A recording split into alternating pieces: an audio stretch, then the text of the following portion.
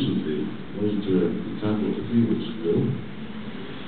Moscow and Washington have started a joint project along the lines of border guard declaration that intends to help the Tajik partners to ensure that this potential of this country is quite substantial in the effect.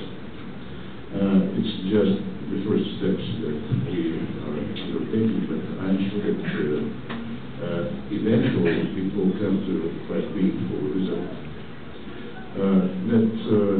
I think this development is quite indicative in the sense that Russia and the United States, as the two great countries, have great potential for cooperation pertaining to third countries.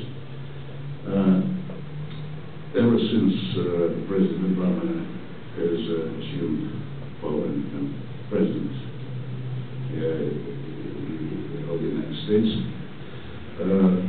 Moscow and Washington have engaged on a course of reshaping the relationship. The relations that have been stagnated during the presidency of President Bush. Hopefully, the present trend